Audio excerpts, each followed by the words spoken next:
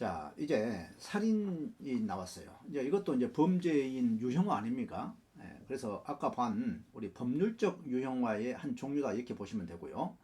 섞여 있습니다. 우리 전통적으로 뭐 살인, 강도, 절도 뭐 이런 내용들, 살인, 강도, 성폭력 이런 내용들을 이제 전통적인 분류 방식에 의해서 정리를 해놓은 것이니까 하나하나 봐둡시다. 시험 출제 영역입니다.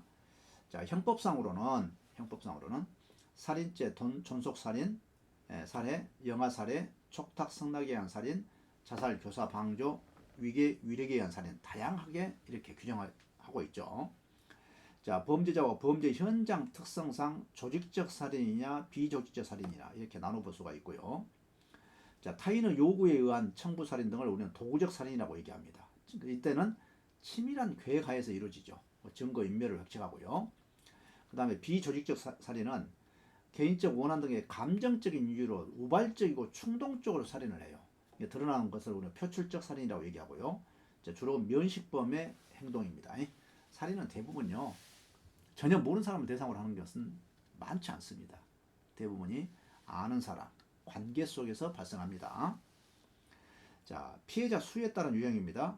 출제가 됐던 거죠. 자, 일반 살인은 희생자가 한 명인 개인 사이에 발생한 살인이에요. 그런데 다중살인을 구분하셔야 해요. 다중. 자, 대량살인은 한 장소에서 4명 이상 희생자가 발생해. 뭐 수류탄을 던져버렸다거나 또는 뭐 총기로 이렇게 드르륵 갈겨서 희생자가 동시에 발생했다. 이것은 대량살인, 한꺼번에 발생했다는 말이야. 연속살인은 뭐냐면 심리적 냉각기가 없는 장소를 옮기며 여러 사람을 살해해. 심리적 냉각기가 없다는 얘기야. 특징이. 우리나라에서 가장 유명한 살인사건이 뭘까요? 이 다중살인 사건 중에서 연속살인은 아마 청도로 제가 좀 기억하는데 그 경상남도입니까 경상북도입니까 정확히는 모르겠는데 당시에 한 30년 넘었죠. 청와대에서 근무하다가 경찰관인데요. 이제 지방으로 이제 좌천식으로 이제 내려갔죠. 내려가가지고 무슨 불만이 많았던 것 같아요. 지역사회에서. 파출소에서 완전 군장을 하고 총과 막 실탄을 가지고 마을을 돌아다니면서 마을에 불이 켜 있는 집마다 다 이제 총으로 쏘고 다닌 겁니다. 그래서 수십 명이 죽었어요. 그래서 이렇게 이런 것 심지어 냉각기 한 명을 죽이고 뭔가 벌렁거리는 마음을 가라앉히고 또 몇 개월 후에 또 사람을 죽이고 이것을 우리는 뭐라 하냐면 연쇄살인이라고 얘기해요. 그런데 이 연속살인은 심리적 냉각기가 없는 장소를 옮겨가면서 여러 사람을 살인하는 거, 이것을 우리는 연속살인이라고 하고요. 연쇄살인은 심리적 냉각기를 거친 후에 복수의 여러 사람을 살해하는 것을 말한다. 전에 이제 지금은 이제 화성이라는 지역이 많이 개발이 됐지만 사실 화성 지역에서 살인 사건이 많이 발생했죠. 그런데 그때 연쇄 살인 사건이라는 말을 쓴 거예요. 왜냐하면 확인이 안 돼. 누군지 모르겠어. 그런데 잡고 보니까 그래요. 멀쩡한 사람이야. 아주 잘생겼어. 근데 그 사람이 이렇게 한 번 살인하고 또 지켜보는 거야. 이게 경찰이 수사를 어떻게 하나. 그리고 또 물색해가지고 또 한 사람을 살해하고 이런 식으로 연쇄살인을 합니다. 자, 그래서 구분하셔야 합니다. 자, 대량살인, 연속살인, 연쇄살인. 자, 홈즈와 더버거가 연쇄살인을 분리해서 이 연쇄살인을 분리했다는 얘기야.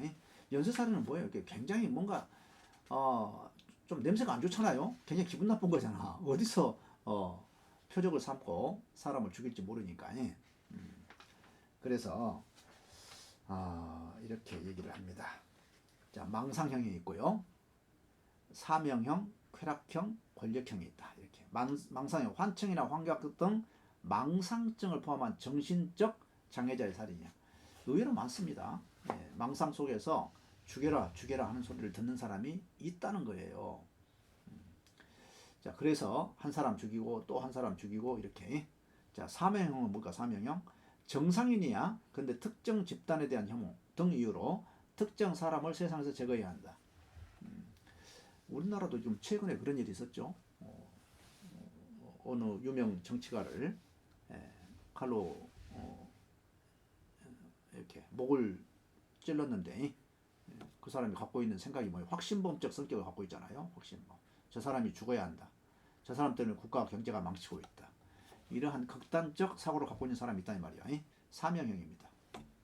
그 다음에 쾌락형, 쾌락 충족을 위해서 살해한다. 성욕형, 스릴형, 재물형. 자, 성욕을 푸는 과정에서 사람을 죽여. 또 스릴, 사람을 죽이면서 스릴을 느끼고요. 재물형, 돈을 빼앗고. 자, 이런 쾌락형이 있다. 자, 권력형은 뭘까요? 피해자를 완전히 지배할 수 있다는 정복감, 힘의 우위를 통한 만족감을 얻기 위해서 살인을 합니다. 살인하면서 이러한 성격을 연쇄살인입니다. 이거 연쇄살인범 분류예요. 홈즈와 더버거의 연쇄살인범 분류. 자, 망상형, 사명형, 쾌락형, 권력형. 그래서 시간에 따라서 한 사람 죽이고 나서 또 냉각기 갖고 그 다음에 또 죽이고 이렇게 하는 살인을 분류를 했다 이런 얘기예요. 홈즈와 더버거 기억하세요. 자, 그 다음에 우리나라 이제 법원에서는 살인을 여러 가지로 이제 분류를 해놨어. 왜 그럴까요? 우리 이제 형법에는 살인을 한 자는, 사람을 살해한 자는 징역 5년 이상, 무기, 사형에 처한다. 이렇게 돼 있단 말이에요. 그러니까 이 살인에 대해서 깊이 있게 이렇게 형법에다 다 살리지를 못했어. 그러면 재판을 하다 보면 어때요? 이놈이 조금 참작을 해야 할 것인지, 중대 범죄로 처벌할 것인지, 같은 살인이라도 다르잖아요. 벌써 징역 5년 이상, 그러면 5년 이상이니까 7년, 8년, 15년, 20년도 있고 30년도 있고요. 무기징역도 있고 사형에 처할 것도 있다 이 말이야. 그러면 분류를 하지 않을 수가 없다 이 말이야. 응? 그래서 그 살인을 법원에서 구분을 해놨단 말이야. 이거 이제 양형 사유예요. 양형. 형을 얼마나 때릴 것이냐 하는 얘기죠. 그래서 참작 동기살인, 보통 동기살인, 비난 동기, 중대범죄 결합, 극단적 인명 정시살인 이렇게 1형부터 5형까지로 나눠놨다라는 거 기억하시고요. 자, 참작 동기살인은 뭐냐 했더니 동기에 있어서 극도로 흥분했겠다 이런 얘기입니다. 특별히 참작할 사유가 있는 살인 행위다. 극도의 어떤 수치심을 가졌다. 자, 피해자로부터 자기 또는 가족이 장기간 가정폭력, 성폭행 등 지속적으로 육체적, 정신적 피해를 당한 경우와 같이 피해자에게 휘책 사유가 있는 살인을 말한다. 이렇게 피해자에게 휘책 사유. 이거 뭐요? 참작을 할 만하다. 동기를 참작할 만하다. 자, 가장 가볍게 때리겠죠. 지속적으로 평생 동안 두들겨 맞았던 아내가 남편을 일순간에 죽였다. 이런 경우에 참작 동기 살인에 해당한다. 자, 보통 동기는 뭘까요? 원한 관계에 기인한 살인, 원한 관계, 가정 불화로 인한 살인, 채권 채무 관계에서 비롯된 불만으로 인한 살인, 이런 것들은 보통 동기 살인이고요. 비난 동기는 보복 살인입니다. 보복 살인, 금전, 불륜, 조직의 이익을 목적으로 한 살인. 자, 특히 비난할 사유가 있는 살인 행위를 말한다. 강화되죠, 갈수록. 자, 그 다음에 중대범죄 결합살인, 강간살인, 강간하다가 사람 죽였어. 자, 강제추행살인, 강제추행하다가 걸려가지고 사람을 죽였어. 인질살해, 약취유인 미성년자 살해, 강도살인 등과 같이 중대범죄와 결합된 살인행위를 우리는 중대범죄 결합살인 이렇게 얘기합니다. 극단적인 인명정시, 불특정 다수를 향한 무차별적 살인이야. 두 사람 이상을 살해한 경우. 자, 이렇게 법원에서는 양형을 참작하기 위해서, 양형을 결정하기 위해서 5가지 유형으로 나눠놨습니다. 그러면 이 살인은 범죄학적으로 왜 일어날까? 이렇게 본 거예요. 자, 이론입니다. 자, 살인은 범죄학적으로 왜 일어나지? 자, 살인의 특징을 먼저 볼까요? 80% 이상이 면식법이라는 거예요. 아는 사람이 한다는 거야. 또 가족 등 근친 관계라는 거야. 멀리 있는 사람, 전혀 모르는 사람에 의해서 살해를 당하는 경우는 많지 않다. 이런 얘기예요.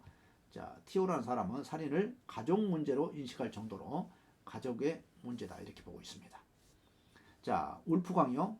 필라델피아 연구에서 26%가 피해자 유발 살인이더라. 울프강은 필라델피아가 유난히 이렇게 폭력적 하위 문화가 많이 발달한 곳이라고 이렇게 연구 결과가 나온 곳이에요. 그래서 울프강이 폭력적 하위 문화를 얘기하면서 거기에는 살인을 보니까 26%가 피해자들이 건드렸더란 얘기야. 유발했더라. 나 죽여봐 이렇게 따진다거나, 그리고 극도의 수치심을 상대방한테 준다거나. 여러분들 수치심이라는 감정은요, 매우 여러분들이 조심해야 합니다. 가장 낮은 단계의 감정이거든요, 우리 인간에. 그런데 이것은 공격하거나 공격하거나 도망가거나 이 두 가지의 퇴로가 있어야 해요. 퇴로가. 근데 이 공격은 뭐예요? 상대방을 죽이는 것이고 도망가는 것은 자기 자신이 자살하는 거예요. 자, 이런 형식의 수치심을 부여해서는 안 돼. 특히나 어떤 원론적인 거, 아주 근본적인 사람의 존재 가치를 없애는 거. 이러한 갈등은 피하는 게 좋습니다. 말 조심하라는 얘기야. 자, 럭켄빌이라는 사람은 캘리포니아 연구에서 살인사건의 63%가 피해자에 의해서 시작된다. 아니, 누군가가 좀 참으면 된다 이 말이야. 누군가가 참으면. 자, 생물학적, 심리학적, 사회학적 관점에서 이렇게 살인에 대한 범죄학 이론이 전개되고 있습니다. 살인은 왜 일어나냐 했더니 이렇게 세 가지 차원에서 이제 봅니다. 자, 볼까요? 생물학적으로, 인종학적으로 인간만이 서로 살인한다는 거예요. 인간만이. 근데 사실은 침팬지도 보면 막 죽이더라고요. 죽이면. 자, 유전학적으로는 XYY 이게 뭐예요? 초남성이죠. 원래 XY가 남성이고 XX가 여성인데 여기다가 Y가 하나 더 붙어. 그러면 이 남성성이 지나치게 강해서 대단히 공격적이고 폭력적이다 이런 얘기죠. 자, 그 다음에 심리학적으로는 프로이드가 얘기할 때 프로이드는 에고가 이 현실입니다. 이성을 말해요. 이들을 만족시키지 못하거나, 이드가 뭐예요? 본능이죠. 충동입니다. 만족시키지 못하거나 슈퍼에고를 거역했을 때, 슈퍼에고를. 자, 슈퍼에고는 뭐예요? 감독자입니다. 규범과 규율이에요. 양심이에요. 양심의 자리예요. 자, 했을 때 불행하거나 죄의식을 갖게 되고 나아가서 정신적 질병을 앓게 돼서 살인과 같은 폭력을 저지르게 된다. 이분은 이제 프로이드는 정신 분석, 정신 역동에서 우리는 이제 억압 기제를 가지고 있다고 그러죠. 그러니까 감정을 계속해서 이제 통제하는 방어 기제를 가지고 있다. 그걸 제대로 표현하지 못하는 그래서 그것이 결국은 폭발한다. 이것이 뭐예요? 범죄라고 봤어요. 에고는 현실입니다. 자아입니다. 자아가 이드 본능을 제어하지 못했을 때 범죄를 하죠. 또 슈퍼에고가 너무 강하잖아요. 하지 마라. 양심이 막 지나치게 강해. 그러면 이것이 에고를 억눌러 가지고 에고가 지쳐버립니다. 지쳐서 이 긴장으로부터 벗어나기 위해서 뭔가를 자극을 크게 받아요.